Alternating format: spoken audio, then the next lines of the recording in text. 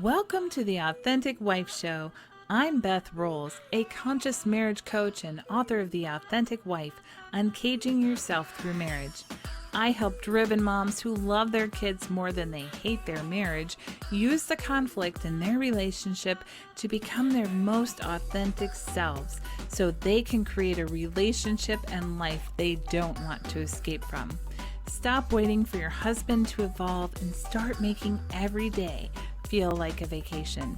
You can find my book, tons of free resources, and Happily Ever After, the only marriage-saving coaching program, on my website, theauthenticwifeandmom.com. Thanks for joining me today. Let's get started.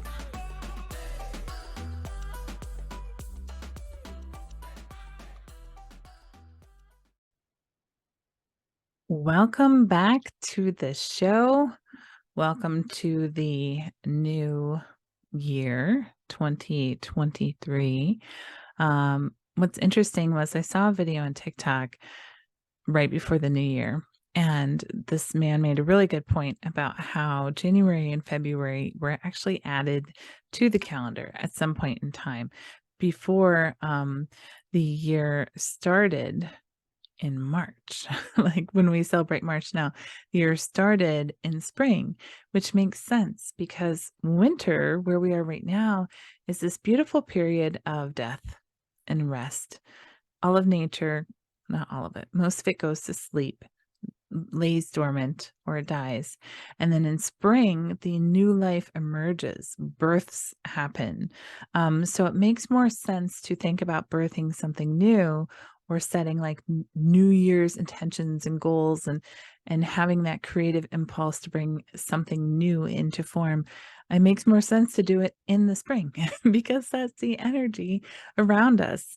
Right now is the time to go inward and go inside and rest. So if you're feeling a little funky in the new year, like you aren't as ambitious as all the people and their New Year's resolutions, I want you to kind of think about that concept and think about maybe this is a good time to go inward. Maybe this is a good time to rest. Maybe while you are kind of hibernating, you are going to birth something. I'm getting ready to write my book on boundaries finally, like actually type it out after all the preparation, and that's fine too. But perhaps something new and that intense energy of birth is going to happen for you in the spring. So that's a total tangent from what I wanted to talk about. But since we are kicking off the new year on the Authentic Wife Show, I thought I would mention it. It was fascinating.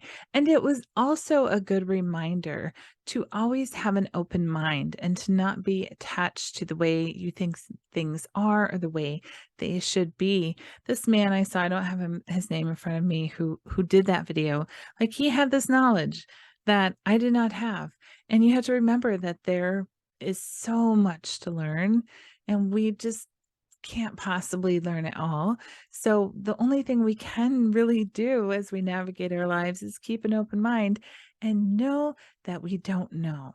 And the easiest way to get to the truth is by allowing all these perspectives and experiences and stories and records and data to come to our awareness and to take them in and begin to see where the truth lies, because there's just no way.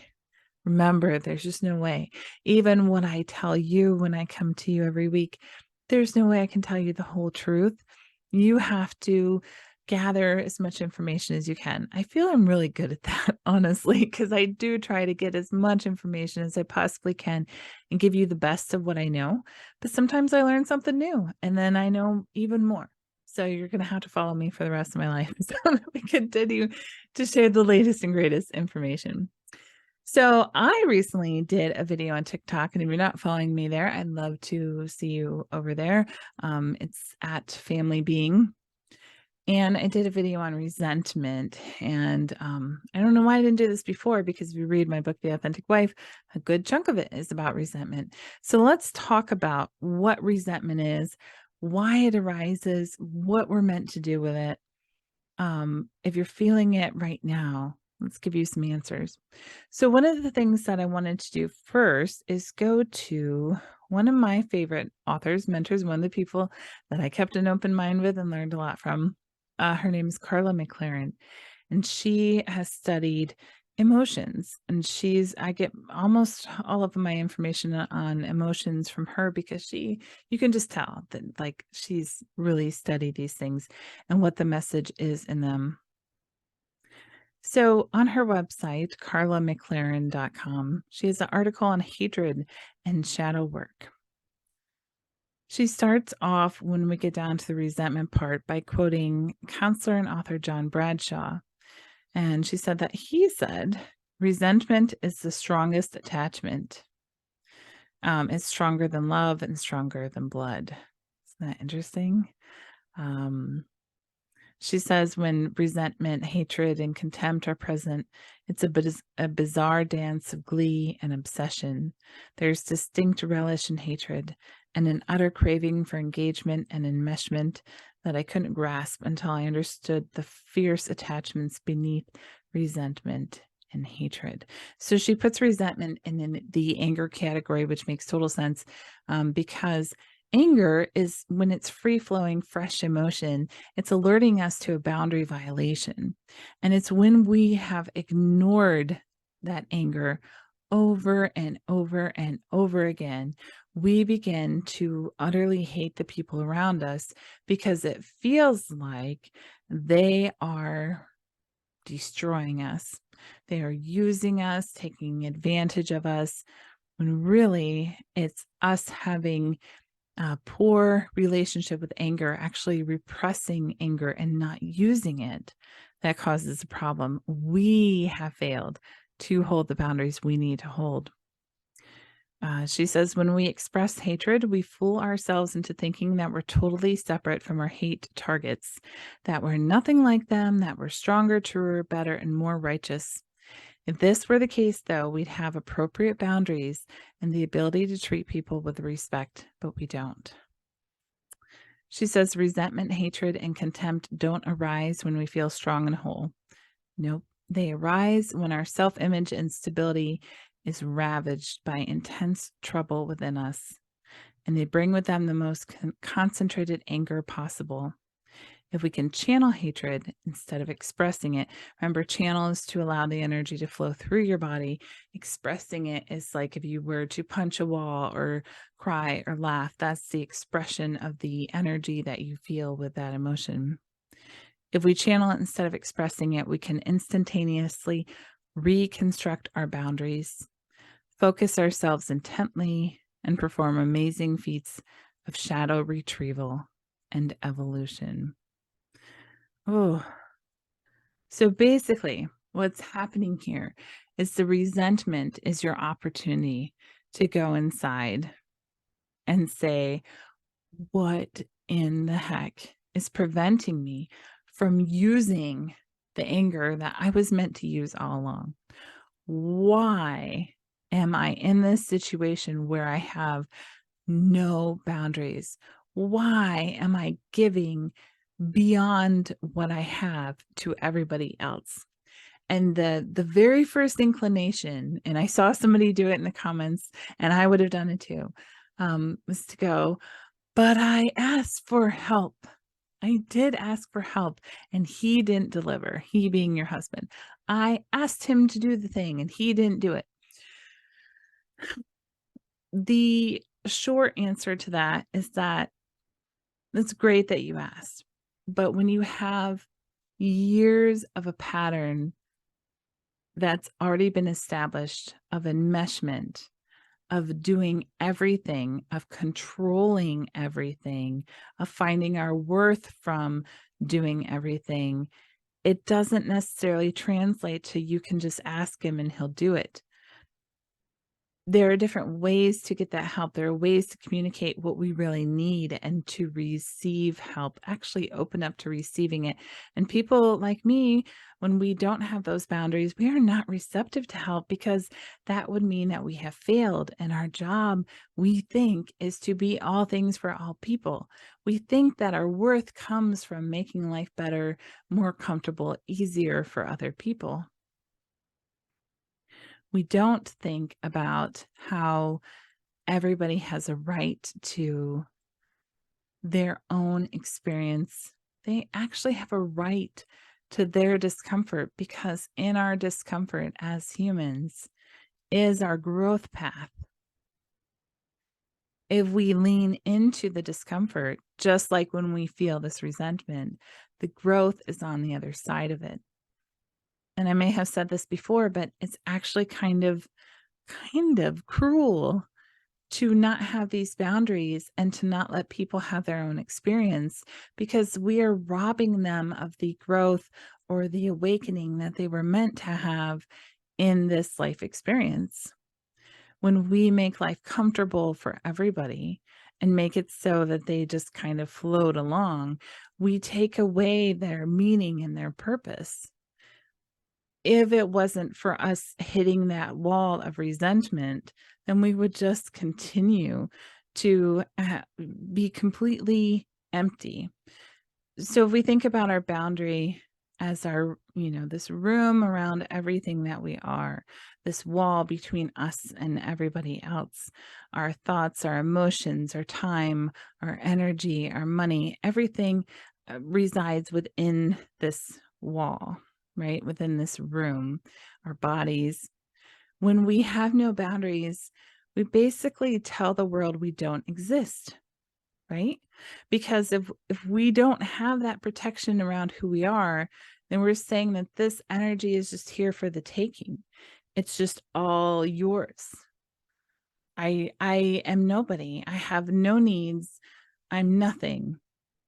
I exist solely for you to use my energy to feel better, for you to use my energy because you don't have any, for you to use my energy to, or my resources to live. And I am nobody. We don't realize that we have needs. This is why we tend to, especially today, talk about the narcissist.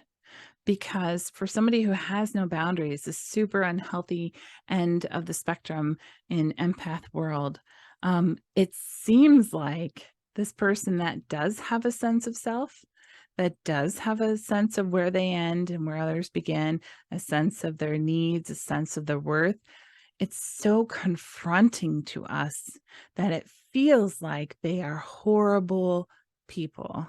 Like, oh my God, how can you do that? How can you be this way? It seems abrasive to us because we just don't know what that means to exist. We're being confronted with our shadow. We are being confronted with what we should be, what we deserve to be. Seeing somebody who knows their worth when you don't know yours is very uncomfortable. It doesn't feel nice. It feels like everybody should just exist without boundaries, because then wouldn't everybody be so nice? And wouldn't everybody be taken care of? I don't think that can happen. We come here in human form. We are literally energy that has been contained in a body. The purpose, in my opinion, I'm not God, of this existence is that we understand how to evolve separately. The body is here for us to have the experiences that we need to have to heal, evolve our soul, and to give our own unique gifts to the world. It's like I think Gary Zukov talked about it as like we are the ocean. When we are outside of our bodies, we are all this energy from the same source. But when we come into our personality, our body, our soul, it's like a cup is dipped into the ocean. And then we are put here on earth to have some kind of unique experience. There's something to this human experience that is important to us. So it's kind of weird because technically inside we are just energy. Technically, we are connected. Technically, we are all one, and we can think about oneness consciousness, and we can know that there's technically no difference. But our cup, our soul has something that it came here to learn.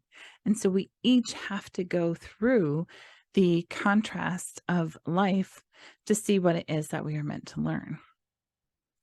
So the abrasion of the narcissist, in air quotes, is because we're being confronted with our own lack of a sense of self, our own denial that we are something, that we are worthy, because our true, authentic selves know their worth. They know that they are divine and deserve the very best things and deserve help and deserve to be treated like royalty, like a queen, to have the most luxurious belongings, to have all the abundance in the world. It's no, you are no more worthy of it than I am.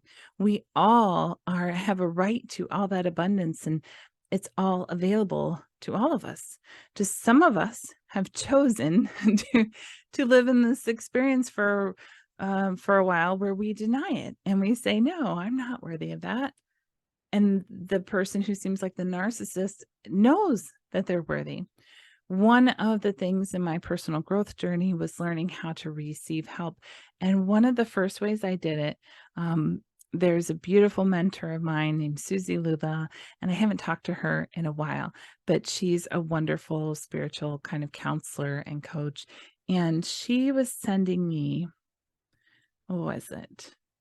I feel like, kind of feel like I ordered something from her. It was either her book or her jewelry or something. And it ended up coming to me, and like for some reason the payment didn't go through or something. And she said, I want to just give it to you. Whatever it was, she was basically giving me something. And old me was like, no, no, no, no, no. Like, I grew up watching my mom always refuse money for meals, always refuse any kind of help. I got the message from her and from church and everywhere else that a good person refuses. You don't need it, you refuse it. And so I remember saying, look, Susie, I'm trying to work on receiving. So I'm going to graciously receive this and thank you. And then I had to learn that it was up to each of us to have our own boundary, to protect our own boundary. Our boundary exists either way, but to protect our boundaries and to only give what we are able to give. So since then, I've become a very good receiver. And when people offer me something, I very graciously take it. And I don't feel bad about it. I especially don't feel like I used to feel. I used to feel like I have got to reciprocate. I have got to do something back for them. I can't just take this. Like I just can't. That's how I used to be. And so now it's almost a little bit uncomfortable to receive at times, but for a different reason. And that is, do I think that this person who's giving me the thing has good boundaries?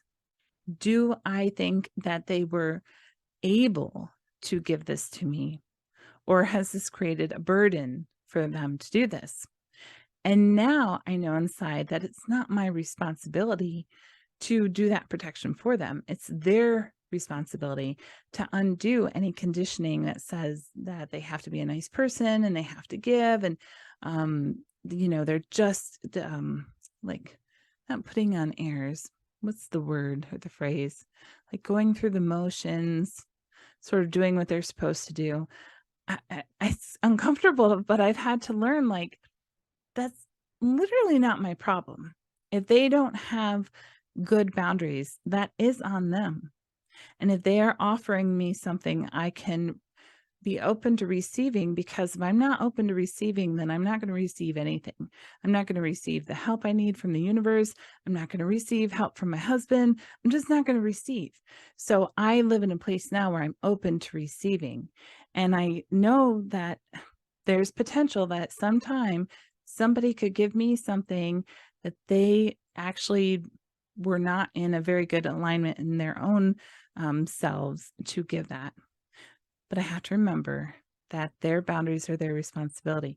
And just like I learned how to have boundaries, they also have to learn how to have boundaries. So being open to receiving is a huge, huge part of this work. But way before that, you have to reestablish a relationship with anger. We get so many messages about how anger is a bad thing. Anger is for awful people. Angry people are scary. Whatever messages you got about anger and whatever you feel about allowing it in yourself, you have got to let go of. Because anger is just another one of those emotions. And it's a powerful one because it is protecting you. It is keeping you safe. It's the message from your soul that says you need to do something right now to protect yourself. You are going to be depleted if this continues. You, as a beautiful soul, are not being honored. Whoever's around you right now has no reverence for what and who you are.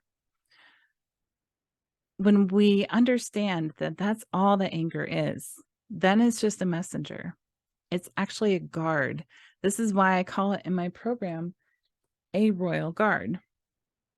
My daughter got a laminator for Christmas because she wants to be a teacher, and she started laminating all the things. And I was like, that is so cool. I'm going to get a laminator too. And I've got this, I have a class on emotions called Royally Guarded. And I made these sort of icons for each emotion. If you're watching the YouTube, you can see these. And these little pictures of these dudes, these are your royal guards. And the image below them, their body actually shows where that emotion is felt in your body. So this is the one for anger. You can see that all the energy goes up around his head and down into his arms and in his hands, like fists. And anger asks, what must be protected? What must be restored? So anger is just here to serve you. It's here to guard you. You are and always were a good person, even when you're angry. Anger is just a messenger. The problem is when we don't know what anger is trying to tell us and we just express it instead. When it's needed, anger allows us to defend ourselves from somebody who's trying to violate our boundaries. And I feel like I talked about this before. I know I talked about it in my Facebook group, Soul Stages, recently, but we hold a boundary in different degrees. And the very last way you hold it is through self-defense. So anger energizes us and gives us the ability to at least attempt to fight off somebody who is trying to hurt us. So that's why it can be such an intense emotion and why it's so very important for you to learn how to channel it. So that the very first way to hold a boundary is just to say, whew, I recognize this anger. I'm inviting it to flow, and it's flowing out into my boundary and strengthening the walls of my boundary. That does not hurt the other person in any way, but they can feel it. They can feel that something has changed and not mess with you. But if you don't know that, if you don't know to allow it, then it gets repressed in your body. And this is what's happening with resentment. Every time it came up, you shoved it down. Every time. Maybe towards the end, you start slamming doors or you start yelling, you start expressing the anger. But even that doesn't necessarily guarantee that it gets all out of your body because you have missed its message. You have failed to understand what the royal guard was trying to tell you. So it can still get repressed and stuck in your body. So when this happens over and over and over and over and over again, your body's full of all this anger and it turns into resentment. And it says, I hate them. Like I said in my video, like you could visualize like punting them off the face of the earth. Like you can just literally hate your husband that much that you don't necessarily care if you ever see him again because you're just so mad. So it's critical that you understand that that is a stop sign. Like depression is a stop sign. It takes you down, it forces you to rest. And it has different reasons. And I think I've talked about them in a different show. Resentment is another stop sign. It says, whew, girl, wake up. You cannot live without boundaries anymore. You cannot do this anymore. You have got to learn that you are a whole worthy person on your own. You are separate from other people. You have the right to receive help when you need help. You have the right to ask for help. You also have a responsibility to take care of yourself and realize that you do have a cup. You are a vessel of energy. And when your energy is gone, you need to refill it. And when it's gone, you stop giving it away to other people.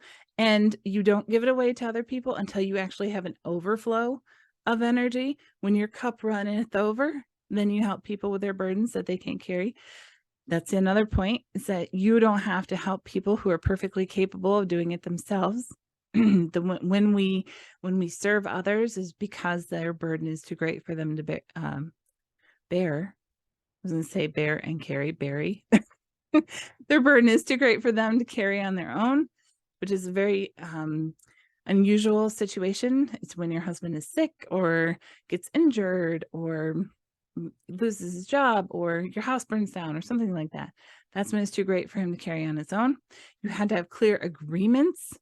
When you come together in a partnership in a house, you have got to have agreements on the way that you are each going to use what's in your cup to run the household. And so technically you both have like the same size cup, right? But you may use that energy in different ways. You may look at challenges and strengths and decide that he is going to earn all the income and you are going to take care of the house. You are not going to have a full-time job because your cup is going to have to go to everything else in the house, and his cup is going to go to earning all of the burden of the income to pay for things that run the house. But you get to find that fair agreement. And if the current agreement you have, or the current non-agreement that you've just both been doing that you have, is no longer working for you, then you need to get together, have a little chat, say, I've noticed you hate doing this. I seem to be slightly better at it than you. So we need to renegotiate our agreement here, because if I'm going to be doing this all the time, because it's obvious that you are not, then something else needs to give, because my cup only can do this and I don't have anything else. So what would you like to contribute from your cup? And this is the same thing in friendships, in client relationships, business, even with your kids a little bit.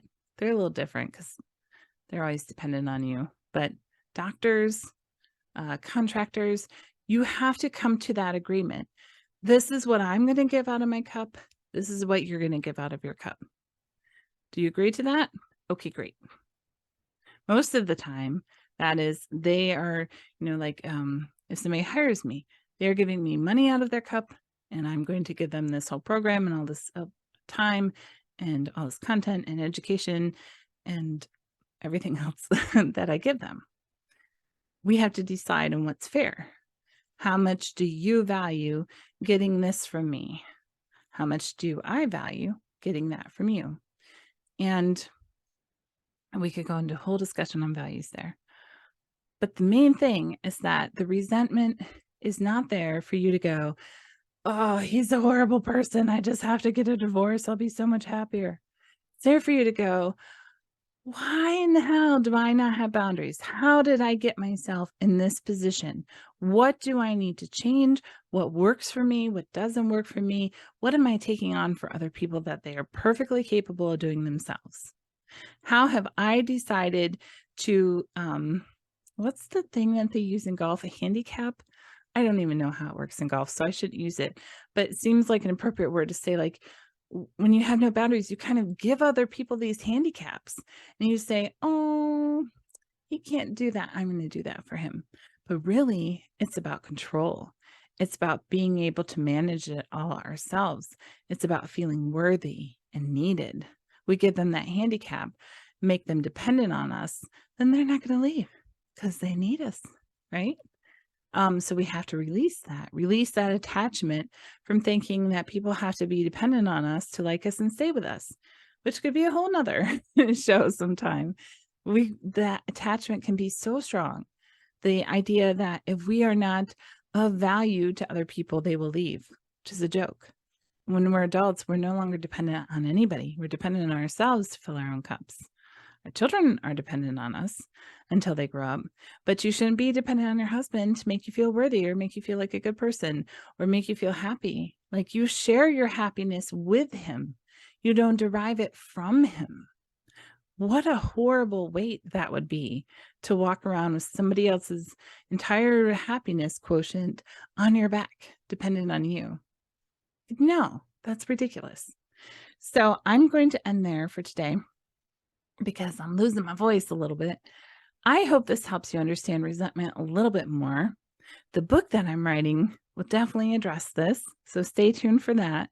If you want to go take my emotions masterclass, if this was kind of fascinating to you and you want to know what else your body might be telling you, you can go to The Princess and the Peeve, PEEVE.com, and download a free emotion assessment, which just tells you what you're feeling, because you probably, if you're brand new to this work, you might actually have no idea what you're feeling. And then once you download that, it offers you the course if you would like to take it. All right, I think that's it for today. Remember that you're a beautiful, wonderful, worthy person, and there's nothing that you need to do to be any more special or important than you already are.